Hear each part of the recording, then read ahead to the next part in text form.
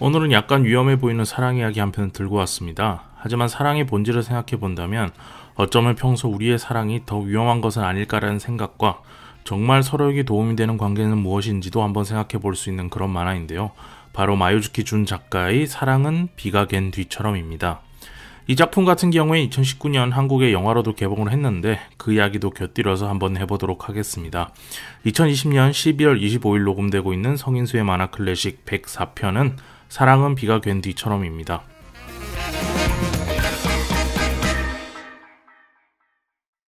안녕하세요 청취자 여러분, 성인수의 만화 클래식 진행자 성인수입니다. 한동안 잘 지내셨습니까? 성인수의 만화 클래식 104편 시작하도록 하겠습니다. 이거를 몇 번을 읽는지 모르겠어요. 사실 오랜만에 녹음이기도 한데 제가 이사를 하는 바람에 사무실에 여러 가지 또 기기나 이런 것들이 좀 바뀌었어요. 그러다 보니까 녹음 장비도 좀 세팅이 바뀌었는데 한 4번 녹음한 것 같아요. 4번 녹음을 했는데 4번 다 사운드가 이상하게 나와서 똑같은 거를 인트로를 몇 번 읽었는지 모르겠습니다. 하지만 뭐 이제는 잘 되는 것 같으니까 걱정 없이 할 것 같은데 또 모르죠. 이상할 수도 있으니까 하다가 한 번씩 끊어서 보고 뭐 이렇게 하면서 진행할 것 같습니다. 자, 오랜만에 뵙겠습니다. 요새는 비정기적으로 업데이트를 하고 있죠. 이렇게 하다 보니까 이 주변에서 얘기가 좀 있어요. 왜 매주 안 올라오냐 이런 얘기도 좀 있긴 한데 그거에 대해서 제가 좀 몇 가지 설명을 좀 드려야 될 것 같아서 일단 100편까지는 쭉 최대한 정기적으로 올리려고 노력을 했고요. 101편부터는 이제 비정기적으로 업데이트를 하는데 좀 일이 많아졌다라는 것과 그래서 도저히 일정이 맞추기가 좀 어렵다는 것도 있었고요. 그리고 근데 이거는 약간 핑계일 수도 있겠지만 일정이 많아졌다는 것이 있고, 그리고 두 번째가 진짜 이유인데 100편 정도 하고 나니까 이제 하고 싶은 말들을 많이 했어요. 만화 관련해서 하고 싶은 말들을 많이 했고, 그리고 그 사이 공부한 것들도 많고, 그래서 이제부터는 뭔가 계속 매주 뭔가 방송을 만들다 보면 억지로 한 편씩 억지로 만든다 이런 기분이 좀 들 것 같다는 생각이 들더라고요, 저는. 그래서 그러다 보면 제가 더 짜증나고 싫어지고 방송 만들기 싫어질 것 같다라는 생각이 좀 들어서, 그래서 그렇게 하는 것보다는 좀 더 텀을 두고서라도 저는 앞으로도 계속 만화 관련된 활동을 하니까요. 이걸 하다가 정말 즐겁게 보게 돼서 알려드리고 싶은 작가, 정말 알게 돼서 정말 좋았던 작품, 이런 것들을 진짜 진심에서 우러나와서 방송을 만들어야지 저도 신이 나고 들으시는 분들도 그 에너지를 받지 않을까라는 생각이 있어서 그렇게 방송을 준비하는 게 좋겠다라는 생각이 좀 들었습니다.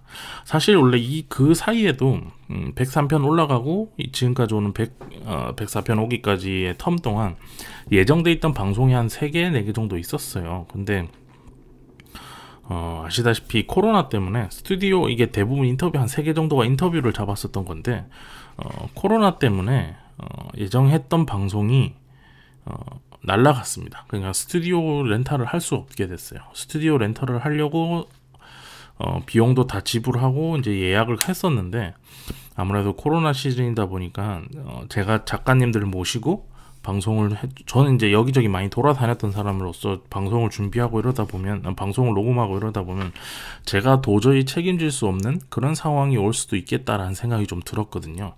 그래서 그렇게까지 하면서 방송을 만들어야 되나? 이 위험을 감수하면서까지 라는 생각도 좀 있어서 작가님들한테도 좀 죄송하다는 말씀을 드리고 일정을 1월 혹은 2월로 미루자 이렇게 얘기를 하고 있는 상황이고요. 그래서 중간에 방송이 한 2-3개, 많으면 3-4개 정도가 원래 더 있었어야 되는데 못하게 됐다. 그 점 되게 죄송하게 생각하고 있고, 앞으로는 방송이 그래서 비정기적으로 이렇게 올라갈 거다. 몰라요. 어느 날 갑자기 삘이 와서 엄청 큰 시리즈 같은 거, 슬램덩크 이런 거 하기 위해서 데일리로 5편이 쭉쭉쭉쭉 올라갈 수도 있고, 그건 그때 상황에 맞춰서 하도록 하겠습니다. 그런데 성인수의 만화 클래식 말고도 만화 관련된 방송은 웹툰이스타도 꾸준히 올라가고 있고요. 그리고 이종범 작가님께서 하신 웹툰 스쿨도 있잖아요. 그러니까 다른 방송도 좀 들어주시고 저는 상황에 맞춰서 이렇게 방송을 업데이트 하도록 하겠습니다. 꾸준히. 자, 먼저 댓글 좀 읽어드릴게요. 101편, 102편에 있었던 야자와 아이 나나에 대한 이야기죠. 여기에서 댓글이 여기저기서 달렸는데 먼저 팟빵에 달린 댓글입니다. 가시두부라는 분께서 임나온 작가님 응원합니다. 망클 처음 듣는데 너무 좋아요 라는 댓글 남겨주셨습니다. 감사합니다. 가시두부님은 저랑 인스타 팔로워가 돼 있는 걸로 저는 알고 있어요. 기억합니다. 제 글에 좋아요를 많이 눌러주셔서 저도 감사드리고, 그리고 앞으로도 많이 들어주세요. 비정기라도 많이 들어주셨으면 좋겠고, 하고 계신 만화들도 잘 보고 있습니다. 좀 더 작업이 좀 더 무르익고 나면 그때 한번, 코로나도 괜찮아지고 작업이 좀 더 무르익고 나면 한번 뵙고 얘기를 나눌 수 있으면 좋을 것 같네요.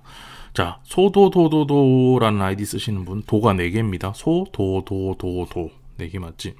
소도도도도 라는 아이디 쓰시는 분이 진짜 오랜만이네요. 너무 재밌어요 이라는 댓글 남겨주셨습니다.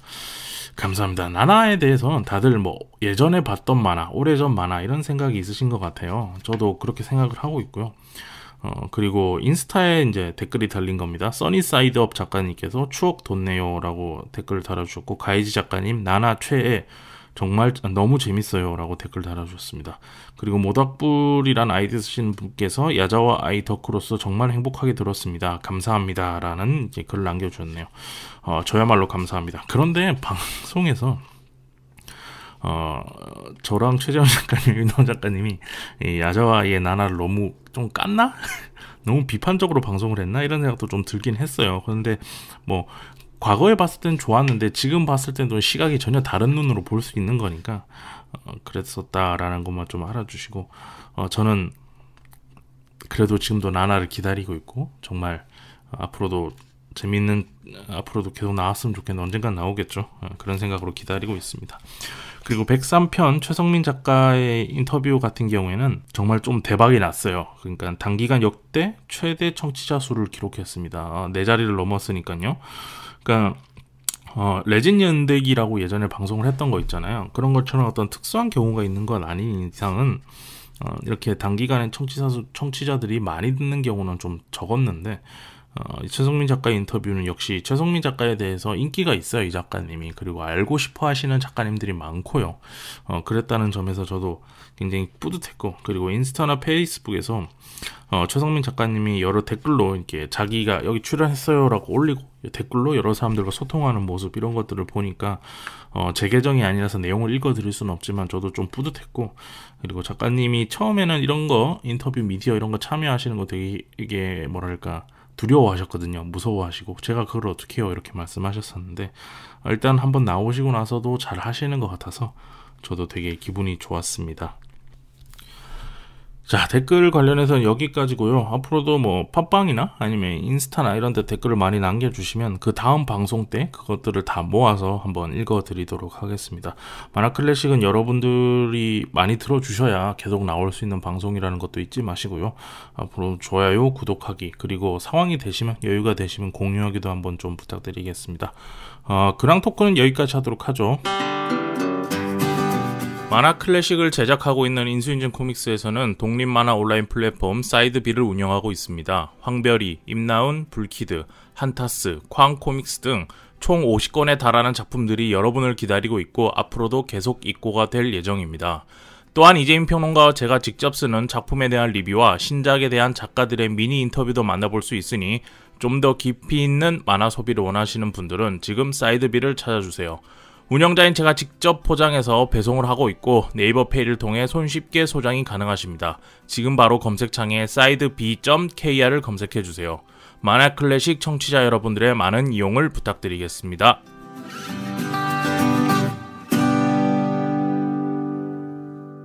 자, 만화 클래식을 제작하고 있는 인수인증 코믹스에서 운영하고 있는 독립만화 온라인 플랫폼 사이드비입니다.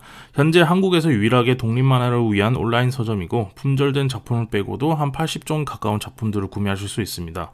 또 작품에 대한 평론가들의 리뷰, 인터뷰 등들로 만나실 수 있으니까요. 사이트에 들어오셔서 인터뷰나 리뷰 같은 것들, 조만간에 평론도 시작합니다. 평론 관련해서도 한번 글을 읽어보시면 좋을 것 같습니다. 이번에 다량의 작품들을 또 읽고 있는데요. 특히 출판 만화의 기선 굉장히 유명한 쪽프레스 출판사에서 나오고 있는 고트 시리즈들을 대다수 입고했습니다. 여기가 진짜 독립만화 쪽에서 정말 잘하고 있는, 그리고 정말 찐이라고 부를 수 있는 그런 곳인데, 저희 사이드비가 그동안 좀 영세해서 쪽프레스 책들을 많이 읽고 하지 못했어요. 근데 이게 왜 그러냐면 이게 업계 일을 하다 보면은 그런 거 있는데, 그러니까 개인, 진짜 정말 독립 출판이라고 말할 수 있는 개인 작가들 같은 경우에는 저희가 후불로 돈을 지불해요. 왜냐하면 그 작가에 대해서 제가 증빙할 수 있는 자료나 이런 것들이 좀 없는 편이잖아요. 그래서 책을 먼저, 저는 증빙할 수 있는 사업자 등록증, 소재자, 소재지 이런 것들이 확실한 상태고, 작가들은 그러지 못한 상태이기 때문에 후불로 제가 돈을 지불을 합니다. 계약서를 쓰고 후불로 지불을 하는데, 반대로 출판사들 같은 경우는 서로가 관계가 확실한 관계잖아요. 그래서 원래는 후불로 지불하는 게 더 좋을 수도 있는데, 뭐 어쩌다 보니까 업계 관계상 출판사들의 책들은 좀 선불로 대신 싸게 이렇게 구입하는 경우들이 많아요. 그래서 다른 쪽프레스도 출판사고, 그래서 출판사의 책들을 입고할 때는 그렇게 선구매하는 방식으로 많이 하고 있는데, 그동안 사이드바 영세해서 쪽프레스 책들을 이제 많이 입고하지 못하고 있었죠. 근데 이번에 어떻게 타이밍이 좀 맞아서 돈이 조금 생겼을 때, 돈이 좀 들어왔을 때 맞아서 이제 다량으로 입고하게 됐거든요. 그러니까 아마 사이드비에 이제 오시면 쪽프레스에서 나오는 고트 시리즈의 책들은 다 구매가 가능합니다. 네이버 페이, 카카오페이로도 쉽게 소장이 가능하고, 사이드비에 오셔서 많이 구매해 주시면 저희가 그 돈으로 또 다른 작품들 많이 입고를 하도록 하겠습니다. 여러분들 좀 관심을 좀 부탁드리겠습니다. 아마 해외 그 사이드비 메뉴 중에 해외 메뉴가 있어요. 그쪽으로 가시면은 고트 작품들, 쪽프레스 작품들이 많이 있으니까 그것들도 한번 봐주시고, 그리고 앞전에 소개드렸던 지난번에 인터뷰했던 최성민 작가님의 작품들도 모두 입고가 완료되었습니다. 그래서 오셔서 작품들 한번 구매해 주시면 좋을 것 같아요. 자, 첫 번째 광고 사이드비 광고였고요. 두 번째는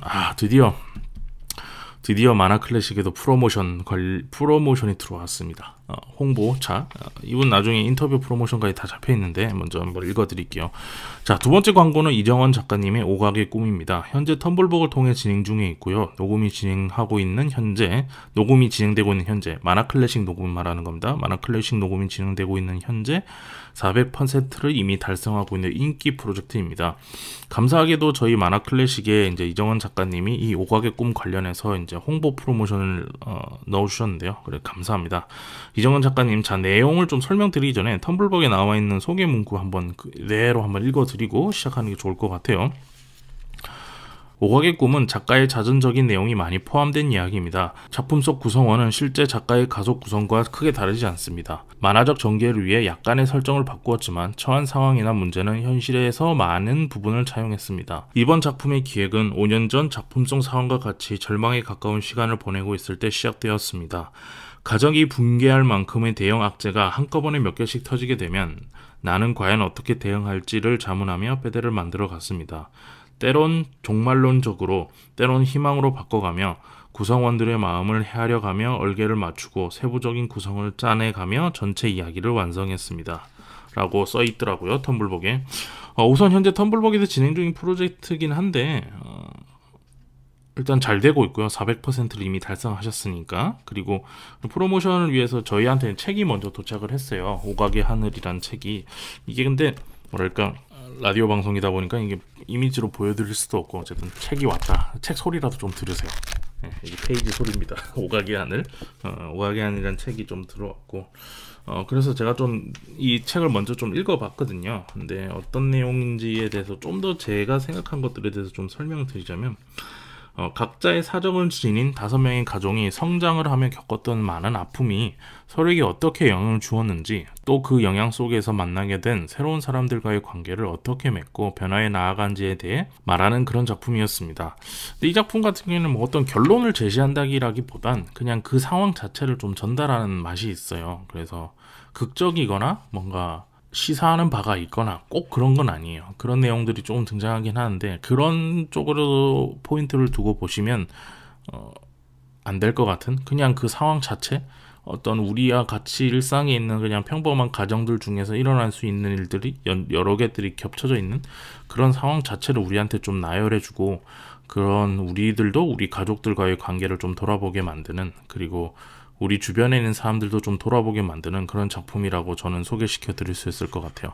5명의 가족에 대한 이야기라서 오각의 하늘이에요. 그거에 대한 설명은 작품 앞쪽에 나오니까요. 한번 봐보시면 좋을 것 같고, 이정원 작가님 작품 같은 경우에는 파라코, 김용환 같이 독립운동가 만화 프로젝트처럼 이렇게 특별한 경우가 아닌 이상은 대부분 관통되는 주제가 있어요. 가족, 그리고 뭐 장애, 또 한국 사회에서 모두가 겪고 싶어 하지 않지만 모든 가정들에게 조금씩 겪고 있는 그런 요소들이 좀 자주 등장합니다. 그래서 그 상황 속에서도 주인공과 그의 가족들이 최대한 어떻게 웃으면서 어떻게든 행복한 지점을 찾으면서 버텨가는지 이런 것들에 대해서 소개를 하고 이야기하는 그런 작품들이 좀 많아요. 이번에 오각의 하늘의 경우에는 작가의 자전적 이야기가 많이 들어있다는 점에서 앞으로 우리가 이정원 작가의 작품을 볼 때, 그리고 우리가 아는 이정원 작가라는 작품이 평소에 다루고 있는 주요 테마들, 이런 것들을 볼 때 그 근원이 무엇인지를 알 수 있는 독자 입장에서는 그 근원에 대해서 좀 이해할 수 있는, 작가에 대해서 좀 이해할 수 있는 그런 작품이었고요. 아마 앞으로 이정원 작가님의 작품들에 대해서 앞으로도 꾸준히 작품을 보고 싶으신 분들, 그리고 관심이 있으신 분들은 이 오각의 하늘을 한번 구매해서 같이 보시면 좋을 것 같아요. 그런 의미에서 지금 텀블벅에서 하고 있는 이 오각의 하늘은 책만 있는 게 아니고 여러 가지 굿즈들도 한번 같이 구매하실 수 있는 그런 기회니까요. 관심 있으신 분들은 한번 텀블벅에 들어가셔서 다양한 굿즈들과 함께 소장하시면 좋을 것 같습니다. 이정원 작가님 같은 경우는 좀 저한테는 특이한 케이스였어요. 왜냐하면 제가 되게 무뚝뚝하고, 그리고 생긴 것도 좀 뭐랄까 호감형으로 생기지는 않았고, 그리고 말하는 것도 좀 날카로운 지점들이 많이 있어서 사람들이 먼저 저한테 좀 다가오지는 못해요. 잘 안 합니다. 먼저 다가오진 않아요. 잘. 그런데 이정원 작가님 같은 경우에는 제가 한창 뭐 레진 문제라든지 뭐 여러 가지 이슈들에 있어서 막 목소리를 내고 있을 때 저한테 먼저 다가와서 얘기를 해준 분이셨어요. 먼저 다가와서 이렇다 저렇다 걱정을 좀 많이 해주셨던, 그러니까 사람에 대한 기본적인 애정이 있는 분이에요. 그러니까 저한테 대한 애정이 아니고 그러니까 사람이란 존재 자체에 대한 애정이 있는 분이셔서, 그런 점에서 앞으로도 이정원 작가는 앞으로도 계속 성장하는 작가가 되지 않을까라는 전 생각이 있습니다. 왜냐하면 작가들이 가장 중요한 게 인간에 대한 애정이라고 생각을 하거든요. 모든 서사를 만드는 일, 그리고 다른 사람들한테 내가 어떻게 좋은 이야기를 들려줄까, 이런 것도 다 애정에서부터 시작된다고 저는 생각을 해요. 이정원 작가님 같은 경우에는 지금 당장은 어떤 개인이 겪고 있는 일들이나 이런 것들이 오각의 하늘에 나오는 것들이 사실이라면, 그런 것들을 좀 더 세상을 향해서 좀 얘기를 하고 싶은 그런 서사들을 지금은 많이 만들고 계신데, 이것들이 다 지나가고 나면 이제 사람에 대한 애정이 남고, 그리고 자신의 개인이 할 수 있는 이야기가 다 어느 정도 정리되고 나면 그때부터는 타인을 위한 이야기를 하기 시작할 거란 말이죠. 그때부터는 이정원 작가의 여러 작품들이 굉장히 크게 매력적으로 다가올 수 있지 않을까, 정말 사람에 대한 애정이 붙어있는 그런 작품이지 않을까라는 생각이 저는 듭니다. 개인적으로 이정원 작가를 알고 있기 때문에 할 수 있는 얘기이기도 하지만, 그러면서 작가님이 내시는 책이나 작품들 저는 꾸준히 잘 보고 있고요. 그리고 이정원 작가님은 저랑 같이 이제 홍콩봄 초단편 만화 온라인 전시회 할 때도 작품을 함께 해주셨어요. 그때 만났을 때도 이 오각의 하늘을 한다고 정말 힘들다, 너무 일이 많다 이렇게 하시면서도 또 그렇게 인권 문제나 이런 거에 있어서도 이제 작품 목소리를 내야 될 때는 또 내주셨던 그런 분이시거든요. 그래서 혹시 관심 있으신 분들이 있으면 한번 텀블벅에서 오각의 하늘, 오각의 하늘을 한번 검색해 주시고 책을 소장해 주시면 감사하겠습니다. 조만간에 만화클래식을 한번 모실 거예요. 그때 와서 좀 자세한 이야기는 한번 들어보도록 하고요. 지금은 텀블벅에 가셔서 이정원 작가의 오각의 하늘 검색하시고 소장하시면 좋을 것 같습니다. 자, 오늘 광고 프로모션은 여기까지 하도록 하겠습니다.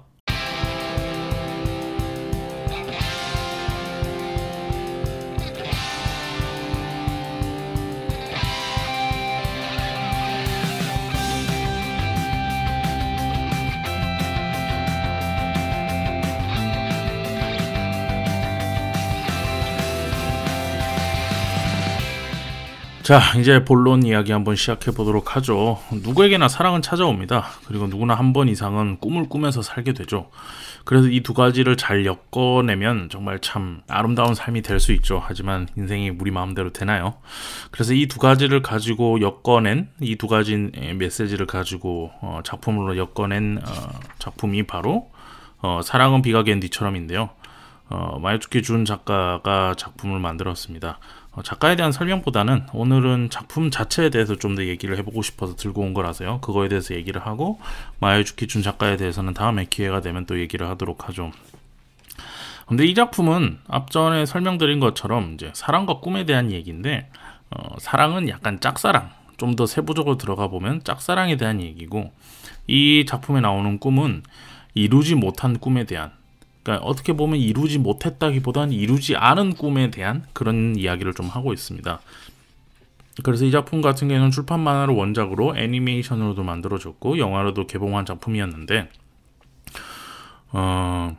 오늘은 출판 만화와 그리고 영화에서는 좀 이거 작품을 어떻게 다루는지 그거에 대해서 좀 말씀을 드리고 추천을 드리려고 해요. 애니메이션 같은 경우에는 제가 국내에서 볼 수 있는 곳이 없었어요. 이게 제가 제대로 못 찾아봤던 걸 수도 있겠는데 뭐 넷플릭스나 왓챠, 뭐 라프텔 이런 데서 다 찾아봤는데 공식적인 경로로 이렇게 볼 수 있는 곳이 없어서 어둠의 경로로 또 찾으니까 몇 군데 또 있더라고요. 근데 그 어둠의 경로까지 찾아가면서까지 이거를 여러분들한테 보세요 이렇게 하는 거는 좀 아닌 것 같아서 애니메이션은 오늘은 좀 제외를 하도록 하죠. 다음에 기회가 되면 애니메이션도 한번 얘기를 들려드릴 수 있으면 좋겠네요. 어쨌든 오늘은 출판 만화와 만화에 대한 얘기를 먼저 하도록 하죠. 하지만 뭐 출판 만화, 애니, 뭐 영화 모두 다 마찬가지입니다. 제가 방금 출판 만화와 만화에 대해 얘기를 하죠 이렇게 얘기한 것 같은데 출판 만화와 영화에 대해서 얘기를 하는 겁니다. 어쨌든 줄거리는 모두 일맥상통한 똑같은 내용이니까요. 그 줄거리에 대해서 먼저 좀 얘기를 하고 그리고 제 생각들을 좀 말씀드려 볼게요. 고등학교 육상부 에이스였지만 예기치 못한 부상으로 달리는 꿈을 잃은 여고생 아키라는 재활훈련 대신 패밀리 레스토랑 아르바이트를 시작합니다. 평소 무뚝뚝한 성격에 남을 노려보는 듯한 표정과 눈매로 차갑다는 오해를 자주 받는 아키라는 그곳에서 매일 따분하지만 성실하게 사며 아이가 있는 이혼남 45살의 점장 콘도의 상냥함에 반하고 자신의 감정을 고백합니다. 하지만 고등학생과 45살 남성이라는 것이 절대 연애를 해서는 안 되는 사이라는 것은 그들도 알고 있고 우리 모두 다 알고 있죠. 그래서 가끔은 자신을 좋아해주는 아키라를 보며 젊은 시절의 자신이었으면 어땠을까를 대입해보는 콘도이지만 여러 차례에 걸쳐 아키라를 설득하고 만류합니다. 물론 그들은 위험하고 극적인 상황에 처하기도 하지만 대체적으로 건전한 만남과 대화를 가지게 되는데요. 이 과정에서 아키라와 꿈도 희망도 없다는 말을 달고 사는 콘도도 모두 자신들의 꿈이 있었고 여러 현실적 상황으로 인해 그 꿈을 방치해 두었다는 것을 깨닫게 됩니다. 그리고 이 이루어져서는 안 되는 관계는 나이를 초월한 건전한 꿈의 대화를 나눌 수 있는 사이로 발전해가고 사랑은 비가 갠 뒤처럼은 다시 꿈을 향해 걸어가는 두 사람의 이 과정을 풀어내고 있는 그런 작품입니다. 물론 주변 인물들의 여러 짝사랑 이야기들이 함께 곁들여져 있고요. 이게 대부분의 내용의 줄거리고요. 결국에는 자신들의 꿈을 찾아서 다시 용기 있게 도전을 한다. 그 과정을 보여주는 겁니다. 먼저 제가 이 작품을 먼저 알게 된 것은 솔직히 얘기하면 출판 만화를 먼저 본 건 아니에요. 그래서 먼저 영화를 먼저 알게 되었습니다. IPTV 회사에서 제가 일을 하잖아요. 그러다 보니까 영화 신작 이런 것들이 좀 많이 들어오는데 작년에였던 것 같아요. 2019년이었던 것 같은데 이제 재작년이 되겠네요. 조만간에. 이 작품을 봤어요. 그러니까 포스터를 봤어요. 포스터를 봤는데 배우가 굉장히 이쁘다. 그리고 굉장히 매력적이게 생겼다. 라는 생각이 좀 들었었거든요. 그리고 잊어버리고 있었는데 2020년 들어와서 무슨 일을 하다가 또 그 IPTV 회사에서 일을 하면서 그 포스터를 또 보게 됐어요. 근데 굉장히 고마츠 나나라는 배우가 가지고 있는 어떤 페이스나 어떤 표정 이런 것들이 매력적이라는 생각이 들더라고요. 그래서 저는 한번 봐야지 그냥 봐야지 이렇게 생각하고 봤거든요. 근데 고마츠 나나라는 배우가 정말 좋더라고요. 그러니까 제가 좋아하는 스타일의 배우예요. 그러니까 잘생겼다, 못생겼다를 반복하는 얼굴이 있거든요. 이게 우리 뭐랄까 삶을 담아내기에 굉장히 좋은 얼굴들이 있어요. 그러니까 굉장히 엄청 이쁜 건 아닌데 잘생겼다가 못생겼다를 그러니까 감정 변화에 따라서 잘생겼다가 못생겨졌다가 그 간극을 잘 표현하는 그런 배우들이 있거든요.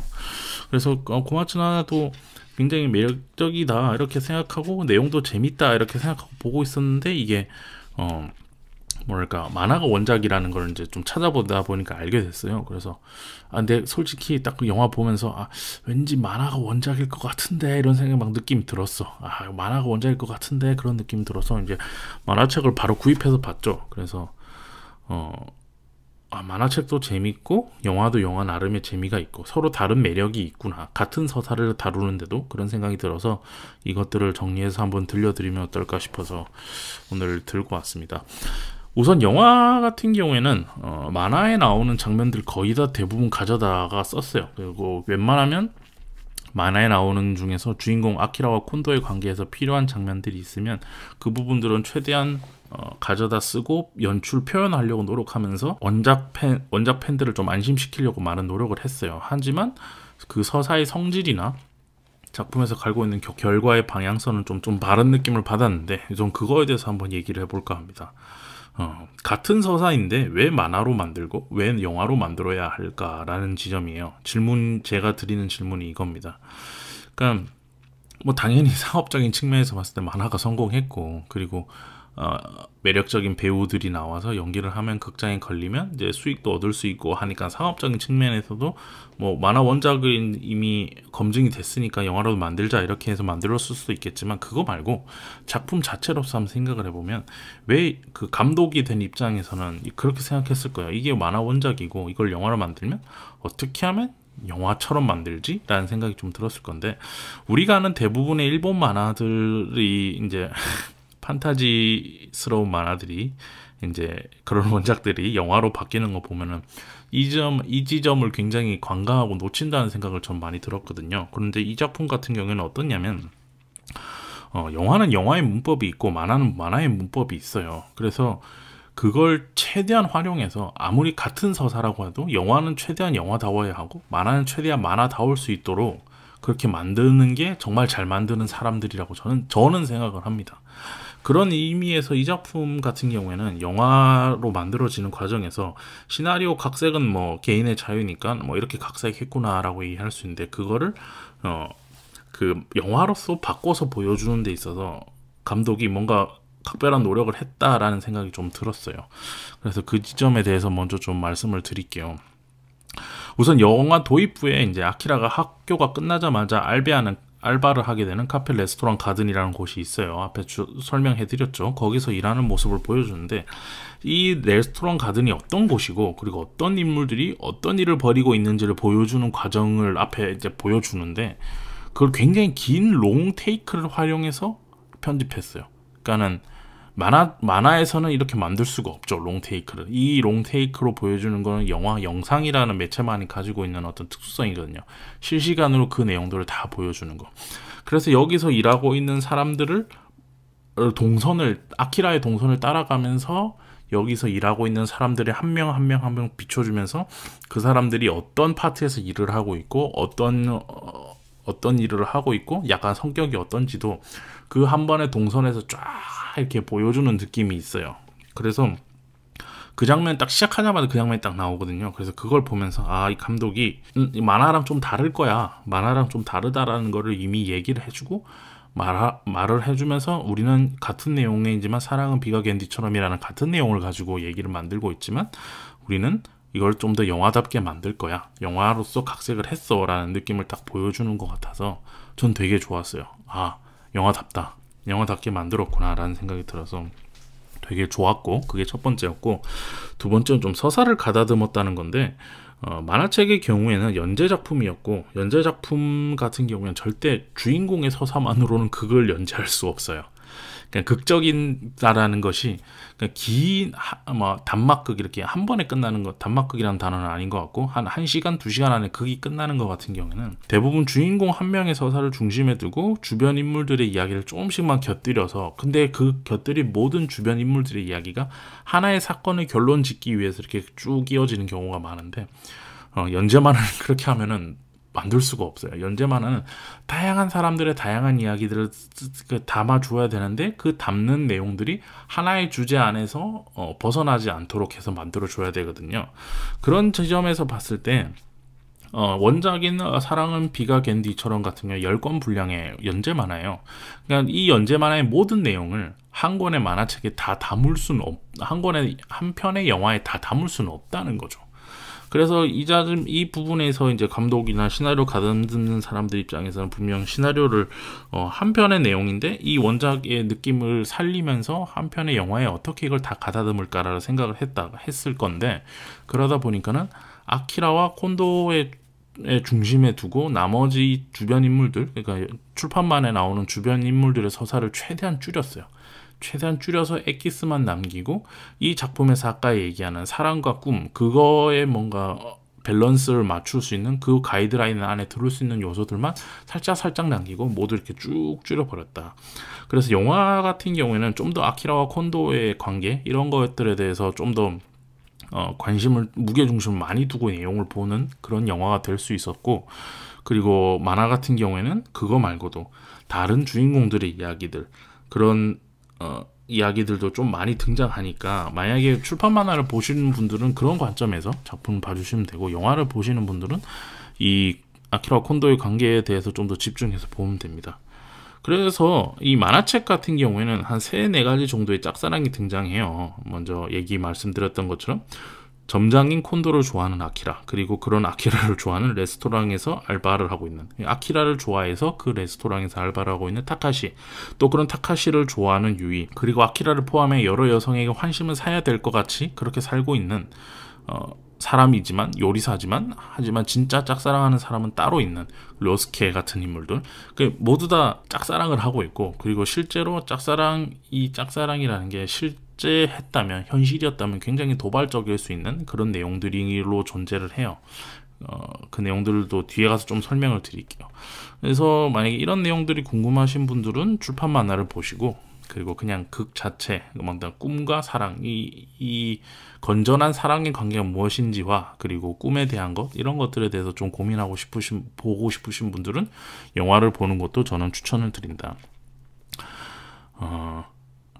이건 여담인데, 만화책 같은 경우에는 되게 뭐랄까, 아키라를 되게 이쁘게 그려요. 그러니까 되게 이쁘게 그리려고 작가가 많이 노력했다라는 생각이 들더라고요. 저 같은 경우에는 이게 고마츠 나나가 매력적인 배우인 거는 사실이지만, 만화책보다 이렇게 뭐랄까, 아무래도 영화라는 극 자체를 이끌어 가야 되는 입장이기 때문에 주인공만 계속 비춰줄 수는 없잖아요. 그리고 주인공만 이쁘게 찍을 수는 없거든요. 그러면 주인공이 너무 톡톡 튀기 때문에 그 밸런스 조합이 잘 안 맞는다고 저는 생각을 해요. 그래서 그런 부분보다는 영화 같은 경우에는 아무래도 제목이 사랑은 비가 갠디처럼이니까 날씨의 변화, 내리쬐는 햇빛, 이런 것들을 초반이나 뒤에 보면은 굉장히 좀 고민을 해서 일부러 세게 넣는다든지 그런 부분들이 좀 있었고, 비가 오는 장면 같은 경우에도 날씨니까, 이것도 그러니까 영화 안에서도 보면 빗줄기가 되게 굵어요. 그러니까 고마츠 나나가 비 맞는 연기가 있는데 되게 아프고 힘들었겠다 싶은 게, 다른 빗줄기를 좀 또 굵게 해서 질퍽질퍽한 느낌으로 비가 떨어진다, 이런 느낌이 좀 전 들었거든요, 영화 보면서. 그래서 맞으면 아플 것 같아, 이런 생각이 좀 들었는데, 어쨌든 그런 식으로 날씨의 변화, 이런 것들에 대해서 좀 연출에 신경을 쓴 것 같고, 만화 같은 경우는 앞전에 말씀드렸던 것처럼 이제 아키라라는 그 여자 고등학생을 짝사랑에 대한 열병을 앓고 있는 여자 고등학생을 어떻게 좀 이쁘고 아름답게 표현할까. 그러니까 성적으로 이쁘고 이런 얘기는 절대 아닙니다. 그 나이대 친구들이 보여줄 수 있는 어떤 아름다움, 이런 것들이 있잖아요. 그런 것들에 대해서 어떤 그 풋풋함, 그리고 풋풋함 때문에 열병처럼 찾아온 사랑, 좋아함, 마음, 이런 거를 어떻게 해야 될지 모르는 그런 거에 대해서 표현하는 데 있어서 굉장히 만화다 보니까 이쁘게 표현하려고 노력을 했다. 그런 점에서 좀 차이점이 있어요. 그래서 우선 만화도 영화도 모두 저는 이 작품이 좋았던 이유가 각자가 활용하고 있는 표현 기법이나 속해 있는 시장에 걸맞게 작업을 잘했다라는 생각이 전 들었거든요. 그래서 그 매력을 잘 살렸기 때문에 저는 만화도 추천하고, 그리고 영화도 추천합니다. 좀 더 정리해서 말씀드리면, 영화 같은 경우는 영화에서 쓸 수 있는 어떤 롱테이크라든지, 그리고 주변의 인물들을, 내용들을 최대한 부피를 줄이면서 2시간 안에 콘도와 아키라의 관계에 대해서 좀 더 우리가 더 집중적으로 고민할 수 있고, 그들이 얘기하는 꿈, 미래에 대한 장래, 직업적인 걸 수도 있겠지만 꿈이라고 할게요. 꿈에 대해서라든지 이런 거에 대해서 좀 더 고민할 시간을 가질 수 있게 만들었다는 것과, 출판 만화, 연재 만화인 경우에는 그것들을 이제 만화적 기법으로 잘 표현하는 거. 어떻게 하면 좀 더 만화적으로 이쁠 수 있을까?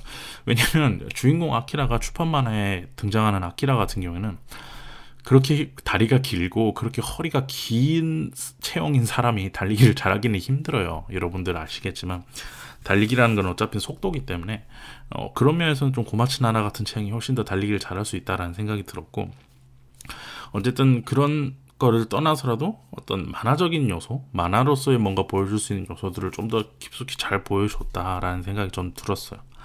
그래서 양쪽 다 그만의 매력을 가지고 있으니까 만화는 만화답게, 영화는 영화답게, 그래서 먼저 이렇게 추천을 한다라는 말씀을 좀 드리고요. 잠시 쉬고 와서 이번에는 이 두 개의 영화나 출판 만화 모두가 다루고 있는 서사, 아까 얘기했던 사랑과 꿈, 이거에 대해서 저도 한번 좀 얘기하는 시간을 가지도록 하겠습니다.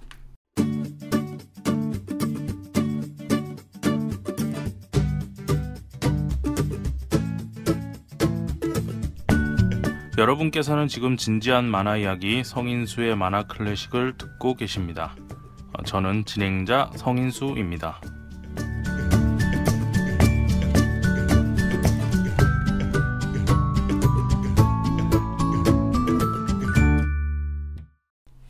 자, 잠시 쉬고 돌아왔습니다. 104편, 성인수의 만화 클래식 104편, 오늘은 사랑은 비가 갠 뒤처럼 이야기를 하나 나누고 있습니다. 근데 이 작품이 앞에는 그냥 뭐 영화는 이래, 만화는 이래 이렇게 얘기를 설명을 드리는 거라서 좀 수월했는데, 여기서부터는 제가 설명을 잘해야 돼요. 그러니까 저는 계속 누차 설명을 드리겠지만 고등학생과 성인의 연애를 찬성하는 입장은 절대 아니에요. 절대 찬성하지 않습니다. 그 점을 확실하게 얘기를 하면서 이 서사에 대해서 좀 얘기를 해야 될 것 같은데, 이 부분은 중간중간에도 계속 말씀을 드릴게요. 나는 이 연애 반댈세라는 얘기를 하면서 이제 얘기를 좀 드릴게요. 앞서 설명드린 것처럼 사랑은 비가 갠 뒤처럼 같은 경우에는 사랑과 꿈에 대한 이야기입니다. 좀 더 세부적으로 들어가 보면은 짝사랑, 그리고 이루지 않은 꿈에 대한 이야기죠. 근데 솔직히 결국엔 모든 무게의 중심은 이루지 않은 꿈, 이루지 못한 꿈, 이루지 못했다기보다는 않았다라는 표현이 더 맞는 것 같아요. 제 생각엔 이루지 않은 꿈에 대한 이야기인 것이 맞습니다. 그래서 뭐 이 꿈에 대해서 이제 좀 얘기를 할 건데, 그리고 이 친구들이 하는 게 사랑이라기보다는 사랑이긴 한데 그냥 좋아하는 마음, 그런 것이, 애정이 생기는, 뭐 그것이 사랑일 수도 있겠지만 뭐 그런 이야기이긴 한데, 그것보다 결국 작가가 하고 싶은 말은 꿈에 대한 이야기인 것 같아요. 그 얘기를 좀 해볼게요. 물론 이 만화에서 다루고 있는 아까 얘기했던 얘기인데 또 하고 있네.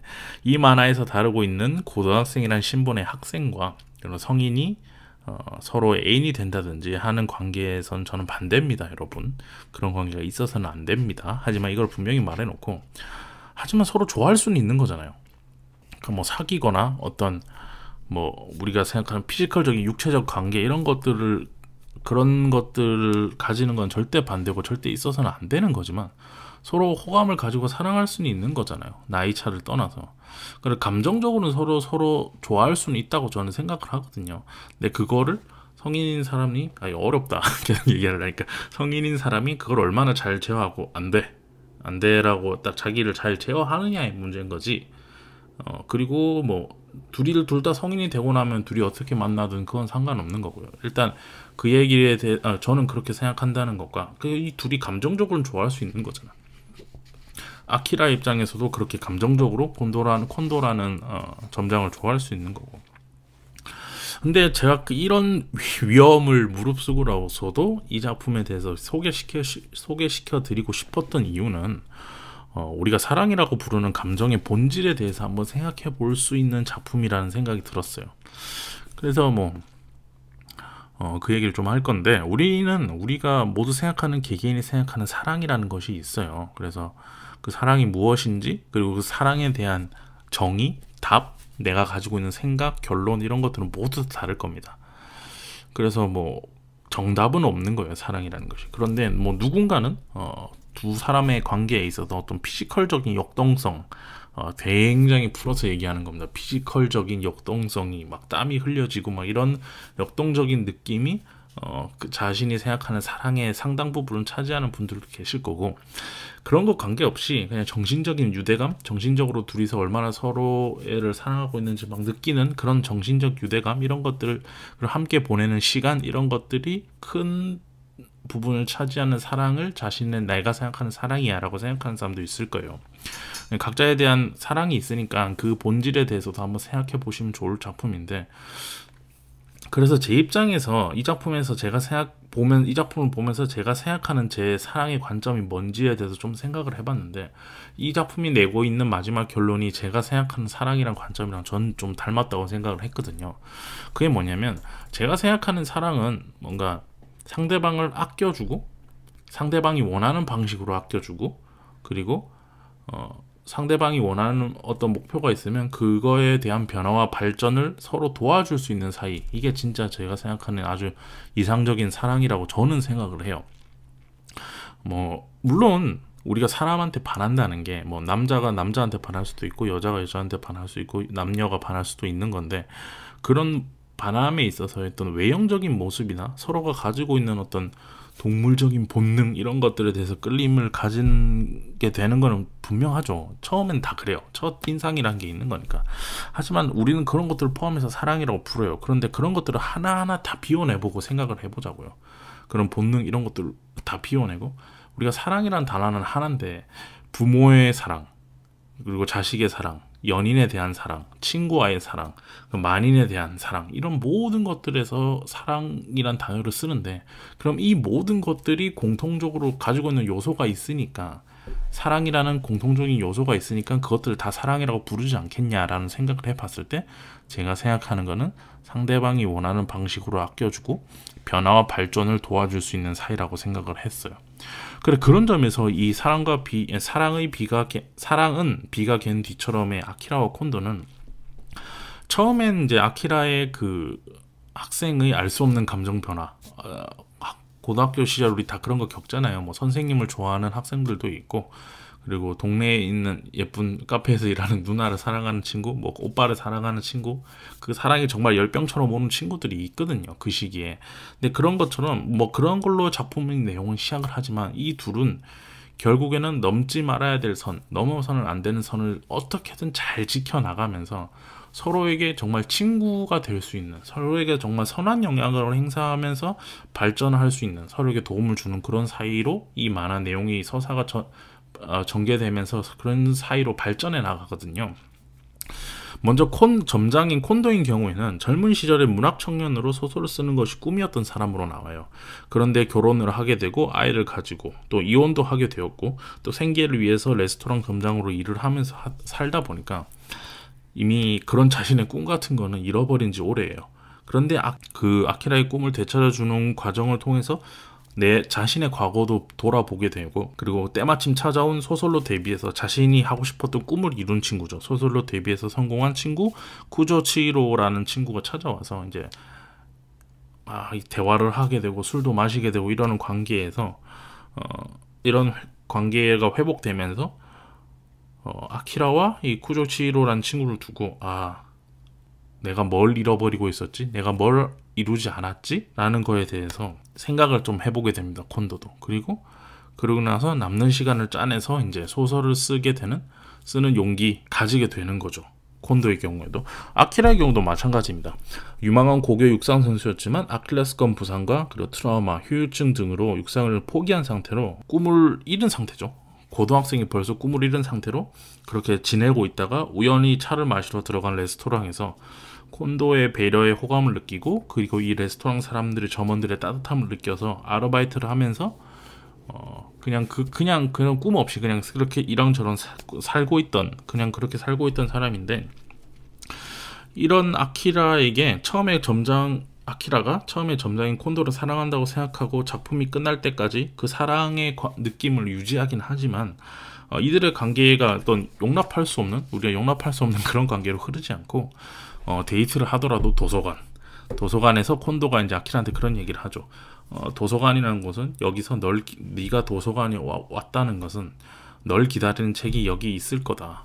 널 기다리는 책이 여기 있을 거라는 있을 테니까, 있어서 네가 여기 온 것이니까 그 책을 한번 잘 발견해 봐라, 이런 얘기를 하게 되고, 그리고 그 아키라도 도서관에서 이것저것 이렇게 보다가 런이라는 그 책을 본인도 모르게 집으로 빌려와서 그 막 달리는 육상 선수들의 사진, 이런 것들을 보면서 자신의 엉망이 돼버린 마음과 상처가 난 마음과 이런 것들을 좀 치유하고, 그리고 엉망이 된 마음을 좀 치워나가면서 그렇게 좀 정리해 가게 되고, 그리고 그 콘도 입장에서는 아주 어린 애잖아요. 젊은 친구니까, 젊은 친구가 나처럼 되지 않았으면 하는 바람에서 그 친구에게 해줄 수 있는 어떤 조언과 배려, 이런 것들이 점점 작품을 통해서 드러나게 되죠. 그리고 아키라는 그 과정을 통해서 자신의 길을 다시 찾고 도전하게 되는 이 과정이 작품 1권에서 10권까지 쭉 펼쳐집니다. 근데 앞에 설명했던 것처럼 이 두 사람의 관계가 우리가 보편적으로 생각하는 사랑한 관계가 아니라고 해서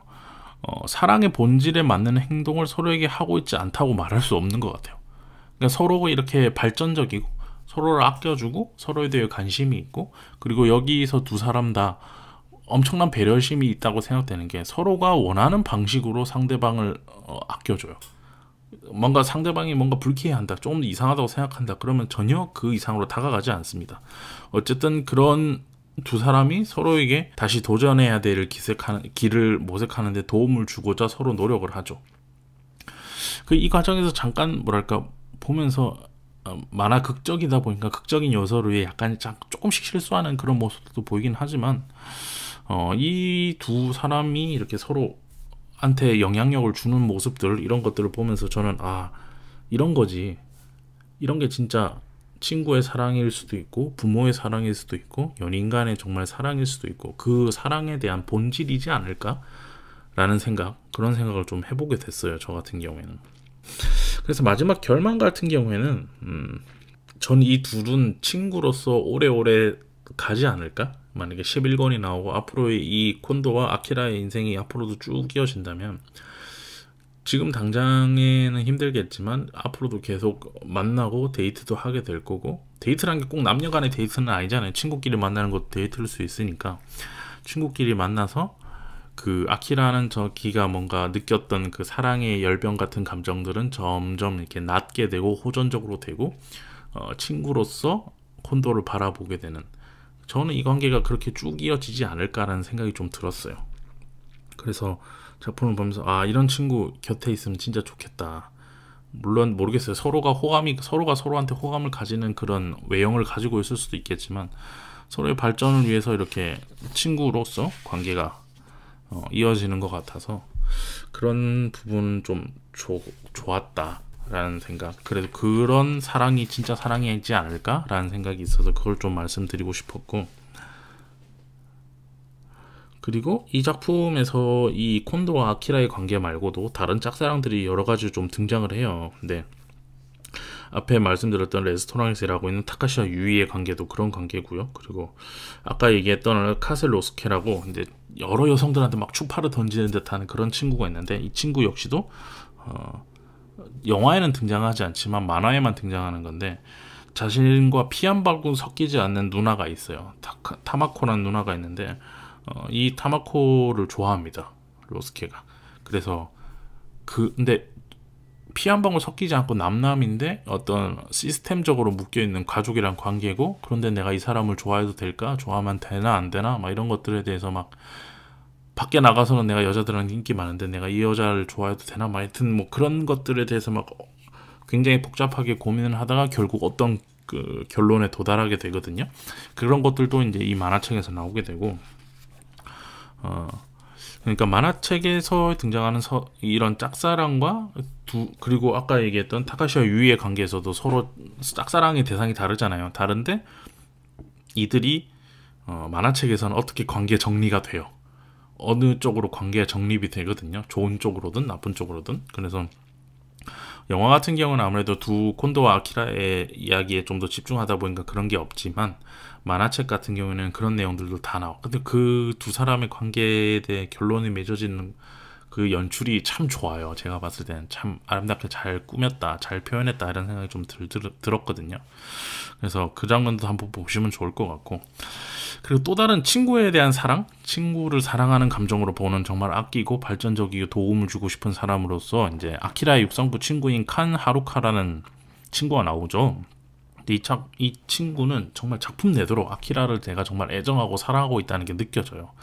근데 이제 그런 자신의 감정과 애정을 육상을 그만둔 아키라 입장에서 육상을 같이 하는 친구를 계속 보고 싶지 않았던 것도 있을 수 있고, 마음에 정리할 시간이 좀 필요했을 수도 있고, 그래서 그걸 계속 밀어내거든요. 그래서 그 계속 다가가려는 하루카와 그리고 그걸 밀어내는 아키라, 그리고 이 하루카가 이제 콘도와의 아키라의 관계를 알고 나서 막 분노하고 막 이런 장면들도 있는데, 그 분노가 어떻게 보면은 나이 많은 아저씨와의 그런 약간의 썸 이런 것들을 떠나서 자신과 진솔한 대화를 나누는 관계였으면 좋겠는데, 그렇지 않고 아키라가 자신의 진솔한 대화를 나눌 수 있는 어떤 파트너로서 선택한 게 콘도라는 것, 이런 거에 대해서 오는 어떤 뒷박 이런 것들도 좀 있는 것 같고, 그리고 제일 이 작품에서 좀 불쌍하게 나온 사람은 아키라의 어머니죠. 혼자 계시던데, 아버지는 등장 안 하니까 혼자 계시는데 하루 종일 일하고 있고, 아키라를 위해서 뭔가를 묵묵히 해주는 그런 입장으로 되게 나오는 그런 인물들도 있거든요. 그래서 작품을 보다 보면 좀 상대방한테 애정을 쏟는다는 거에 대한 방식, 여러 가지 방식 이런 것들에 대해서 좀 생각을 해볼 수 있어서 이 작품을 한번 추천해 봤습니다. 원고에 쓴 내용들도 좀 더 있는데 설명은 이 정도만 해도 될 것 같아요. 다른 부분은 사석에서 얘기하는 게 좋을 것 같아요. 왜냐하면 말씀드렸지만 여고생과 중년 남성의 썸이 등장하는 내용이잖아요. 그러니까 제가 많이 조심스러워요. 절대 다시 한번 말씀드리지만 이 둘이 뭔가 연인 사이로 지금 당장 발전하는 거에 대해서 저는 절대 찬성하지 않습니다. 절대 찬성하지 않으니까 하지만 찬성하진 않지만 뭐 둘의 감정에 대해서는 제가 솔직하게 더 얘기할 수 있는 부분들이 있는데 그거는 이렇게 녹음으로 잘못 남겼다가 괜히 말이 잘못 와전되면은 저는 큰일 나기 때문에 그런 내용들은 다음에 한번 사석에서 얘기할 수 있는 기회가 있으면 그때 얘기를 하면 좋을 것 같네요.